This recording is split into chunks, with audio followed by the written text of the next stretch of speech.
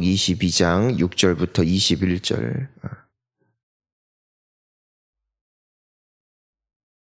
우리 함께 말씀 봉독합니다. 또 그가 내게 말하기를 이 말은 신실하고 참된지라 주 곧 선지자들의 영의 하나님이 그의 종들에게 반드시 속히 되어질 일을 보이시려고 그의 천사를 보내셨도다. 보라, 내가 속히 오리니 이 두루마리의 예언의 말씀을 지키는 자는 복이 있으리라 하더라. 이것들을 보고 들은 자는 나 요한이니 듣고 볼 때에 이 일을 내게 보이던 천사의 발 앞에 경배하려고 엎드렸더니 그가 내게 말하기를 나는 너와 내 형제 선지자들과 또 이 두루마리의 말을 지키는 자들과 함께 된 종이니 그리하지 말고 하나님께 경배하라 하더라. 또 내게 말하되 이 두루마리의 예언의 말씀을 인봉하지 말라. 때가 가까우니라. 불의를 행하는 자는 그대로 불의를 행하고 그대로 더럽고 의로운 자는 그대로 의를 행하고 거룩한 자는 그대로 거룩하게 하라. 보라, 내가 속히 오리니 내가 줄 상이 내게 있어 각 사람에게 그가 행한 대로 갚아주리라. 나는 알파와 오메가요 처음과 마지막이요 시작과 마침이라. 자기 두루마리를 빤 자는 복이 있으니 이는 그들이 생명나무에 나아가며 문들을 통하여 성에 들어갈 권세를 받으려 함이로다. 개들과 점술가들과 음행하는 자들과 살인자들과 우상 숭배자들과 및 거짓말을 좋아하며 지어내는 자는 다 성 밖에 있으리라. 나 예수는 교회들을 위하여 내 사자를 보내어 이것들을 너희에게 증언하게 하였노라. 나는 다윗의 뿌리요 자손이니 곧 광명한 새벽별이라 하시더라. 성령과 신부가 말씀하시기를 오라 하시는도다. 듣는 자도 오라 할 것이요 목마른 자도 올 것이요 또 원하는 자는 값없이 생명수를 받으라 하시더라. 내가 이 두루마리의 예언의 말씀을 듣는 모든 사람에게 증언하노니 만일 누구든지 이것들 외에 더하면 하나님이 이 두루마리에 기록된 재앙들을 그에게 더하실 것이요 만일 누구든지 이 두루마리의 예언의 말씀에서 제하여 버리면 하나님이 이 두루마리에 기록된 생명나무와 및 버리시리라. 이것들을 증언하신 이가 이르시되 내가 진실로 속히 오리라 하시거늘 아멘. 주 예수여 오시옵소서. 주 예수의 은혜가 모든 자들에게 있을지어다. 아멘. 할렐루야. 오늘 이 말씀 자체가 이미 우리에게 확증이 되었고 확신이 되었고 위로가 되었고 소망이 되었음을 믿습니다. 이제 오늘 2024년 이제 마지막 날입니다. 이제 그 24년이 이제는 끝날 때쯤 되어서 그 참 나라 안팎으로 많은 일들이 있고 또 좀 최근에 그 안타까운 이제는 우리가 사고 소식을 이제는 들으면서 참 끔찍하고 너무 슬픈 일이다. 어느 누가 예측했을까? 예수님께서 우리에게 내가 반드시 속히 오리라 말씀하실 때에 여기에는 이중적인 의미가 있습니다. 예수님이 곧 오시거나 혹은 우리가 곧 가거나 말입니다. 근데 그날은 도적같이 이른다. 순간 온다. 그러니까 오늘 결국 요한계시록의 결론은 무엇입니까? 속히 올 그날을 예비하라.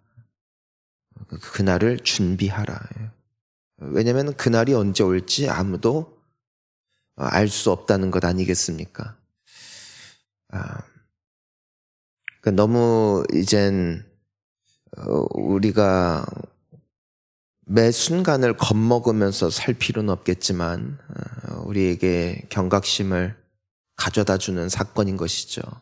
이건 누구의 잘못을 논할 사건이 아니죠. 이것은 인간이 저항할 수 없는 때가 있다라는 것이고, 그것이 어떤 시대가 오더라도 사람이 결국에는 감당할 수 없는 그 한 가지 사건을 우리 모두는 마주하게 된다라는 것입니다. 그건 바로 죽음이라는 것이죠. 그 예수님께서 이 땅 가운데 계실 때에 어느 사건이 있었어요. 그 망대가 무너져서 사람들이 많이 죽는 사고가 있었습니다. 얼마나 많은 인명 피해가 있었는지 명수까지 기록하고 있진 않지만 당시의 어떤 그 크기나 또 정황을 미루어 보았을 때에 최소 수십 명에서 수백 명의 인명 사고가 일어났습니다. 그때 이제 사람들이 이제는 그것을 가지고 또 나름대로 해석들을 하잖아요. 왜 이런 일이 있을까? 왜 이런 일이 있을까? 혹자는 그런 말도 했다는 것입니다. 그 사람들이 아무래도 그때 모여서 그거 같이 이제는 하려고 했던 게 그렇게 유익하지 않고 그렇게 하나님 위에서 살지도 않고 하니까 하나님께서 본보기로 그들을 뭐 이렇게 하셨다, 뭐 혹은 하나님께 그 사람들이 나쁜 일을 많이 해서 이런 일이 일어났다는 등 그 사람들마다 해석은 다 지 맘대로잖아요. 예수님이 그런 말씀하시거든요. 절대 그렇지 않다고. 너희도 똑같다. 너희도 똑같이 심판하게 앞에 서게 될 것이다. 그냥 이런 걸 보면서 그냥 경고로 보라는 것이죠. 너희도 그날이 온다. 너희도 곧 죽는다. 이제 그 말씀을 해주시면서 우리 모두가 서게 될 곳이 어딘지를 보여주시는 것입니다. 장례식장을 자주 가는데 잔치자리가 있고요. 슬픔의 자리가 있습니다. 뭐 어느 장례식이 잔치가 될 수 있느냐 싶겠냐마는 과연 평생 사는 날 동안에 의식을 잃어 마지막 호흡을 거두는 그 순간까지도 말입니다.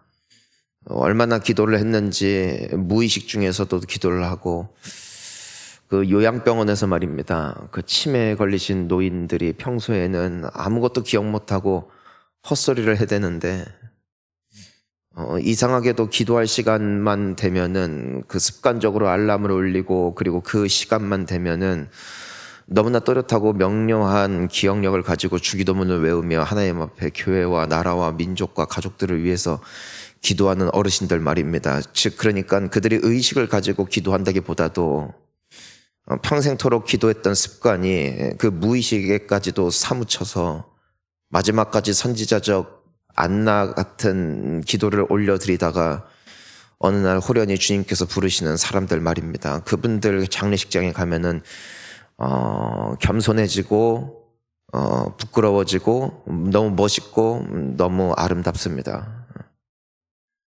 왜냐면은 그런 사람이 많지 않기 때문이며 마지막까지 그 길을 걸어가는 것이 얼마나 귀하고 복된 것인지, 그리고 마지막 주님을 만나는 그 순간까지 그토록 아름답게 준비되는 것이 얼마나 어려운지를 잘 알고 있기 때문인 것이죠. 사랑하는 성도님 여러분, 우리도 언젠간 치매에 걸리지 않겠어요? 우리도 언젠간 기억력이 희미해질 때가 오지 않겠어요? 우리도 언젠가는 누군가의 도움 없이는 앉거나 서거나 할 수가 없을 것이고 누군가가 도와주지 않으면 어디 하나 이동할 수 없는 그 나이가 오지 않겠습니까? 하지만 그날에도 내가 주님 앞에 습관적으로라도 기도할 수 있는 그런 사람으로 늙어갈 수 있다면 우리는 그날을 예비하는 아름다운 사람들인 줄 믿습니다. 여러분, 신앙생활은 오래 하는 거예요. 오래. 죽을 때까지. 근데 여기에서는 우리가 정체성이 필요한 것 같아요. 우리는 이 세상에 속한 사람들이 아님을, 우리는 천국에 속한 사람들이라는 것 말입니다. 여러분은 순식간에 간다고요. 어젯밤에 그런 생각을 해보았습니다. 오늘 죽는다면 나는 떳떳할까? 나에게 남을 유품 말입니다. 나에게 남을 사람들 말입니다. 그리고 내가 주님 앞에 섰을 때 내가 지금까지 살아온 날들 그리고 내가 이 순간 살아있는 순간이 이 모습 그대로 주님 앞에 갈 때 나는 어떤 사람인가. 주님의 은혜로 여기까지 왔습니다. 주님의 은혜로 여기까지 살았습니다. 하지만 또한 부끄러움을 보게 됩니다. 나는 주님 앞에 또한 잘 살아가고 있는가. 그리고 잠드는 것이죠. 어쩌면 오늘이 마지막일 수도 있겠다. 아이들이 둘째가 그런 얘기를 한 적이 있어요. 그냥 그런 상상을 해본다고. 아이일 때 그런 생각을 종종 하곤 하죠. 갑자기 밤에 잠을 자는데 누군가가 문을 따고 들어와서 우리 가족의 물건을 빼앗아 가고 우리 가족을 해치면 어떡하지라는 그런 생각 때문에 무서워서 밤잠을 이루지 못했던 때가 있었다라는 것이에요. 제가 옆에서 늘 기도해 주는데도 자꾸 그 생각이 떠오르더라는 것이에요. 그래서 저도 설명을 해줘야 되니까 어떻게 이 아이에게 이야기해 줄 때 이 아이가 안심할 수 있을까? 괜찮아, 우리 집은 안전해. 이런 말은 별로 효과가 없더라고요. 유리창을 깨면 어떡해. 그리고 몰래 CCTV 설치해놨다가 우리 비밀번호 알고 몰래 들어오면 어떡해. 아빠가 네 옆에 있잖아. 아빠 새벽기도 갔을 때 오면 어떡해. 그러더라고요. 그러니까 할 말이 없더라고요. 근데 그게 사실이더라고요. 저도 그런 생각을 한 적이 있거든요. 아이가 언젠가 친구들과 함께 호수공원에 놀러 갔다 온대요. 어떻게 갈 거야? 하니까 걸어간대요. 애들 다 걸어 다닌대요. 그때가 초등학교 4학년 때인가 그랬는데 무섭더라고요. 제가 두렵더라고요. 혹시 사고 나면 어떡하지? 그리고 내 눈엔 제일 이쁜 딸이니까 어떤 더러운 새끼가 얘한테 어디 가자고 이렇게 속여서 데리고 가면, 그래서 갑자기 실종되면 어떡하지? 막 그런 생각을 해보니까 힘들더라고요. 그래서 기도했어요. 근데 생각을 해보니까 이 아이를 내 옆에 둘 때는 내가 지켜줄 수 있겠지만 내 손에서 떠난 그 시간은 전적으로 주님께 맡길 수밖에 없다는 것을 깨닫게 되더라고요. 그래서 기도했던 적이 있습니다. 하나님, 설령 유치한 기도 같죠. 근데 그런 기도를 했어요. 하나님, 설령 오늘 이 아이가 친구들이랑 놀러 갔다가 정말 만약에 주님이 데려가신다면 그 또한 이 아이의 생명이 주님의 것 아니겠습니까? 나는 할 수 있는 게 없습니다. 하지만 주님이 보호해 주시기를 바랄 뿐입니다. 하고 기도했던 기억이 있어요. 그리고 마음이 평안해졌어요. 그러면서 기도한 거죠. 저도 나도 언젠간 주님 품에 갈 것이라고. 아이한테 그렇게 설명을 했습니다. 우린 죽을 거란다. 하지만 우리가 죽어도 가야 할 진짜 나라가 있으니까 설령 그 강도가 오더라도 기왕 죽을 거 같이 죽자 하면서 같이 기도했어요. 그러니까 아이가 평안히 잠들었습니다. 그 모습을 보면서 이젠 주님 앞에 다시 한번 서는 것이죠. 한 해가 다 간 것 같습니다. 하지만 올해를 넘기지 못할 수도 있습니다. 오늘이 마지막일 수도 있습니다. 그게 우리 인생임을 하나님은 우리에게 보여주십니다.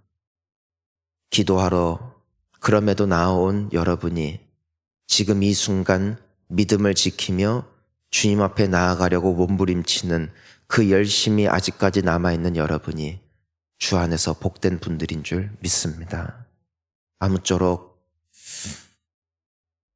주님 오실 그 날까지 주님 바라봅시다. 어차피 세상의 모든 것은 다 사라질 것이고 순식간에 불타 없어질 것이고 결국 우리 몸도 이 육신도 내가 입고 있는 옷도 내가 가지고 있는 모든 소유지품도 내가 살아 숨쉬는 동안 나의 것이라 주장할 뿐이지 결국 다 두고 떠나갈 인생임을 기억하며 영원한 천국, 영원히 빼앗기지 않을 그 나라의 보물 창고에 우리가 이 땅을 살아가며 천국보와 차곡차곡 쌓는 우리 주님께 순종하고 주님께 충성하는 아름다운 종의 인생을 살아냄으로써 결국 주님 앞에 서게 될 그날이 아름답고 복된 천국 잔치가 열리는 날 될 수 있기를, 또 올 한 해 마무리 잘 하시고 새해에도 새 마음과 새 뜻으로 예수님 꼭 붙잡고 승리할 수 있는 저와 우리 모든 성도님들 되시기를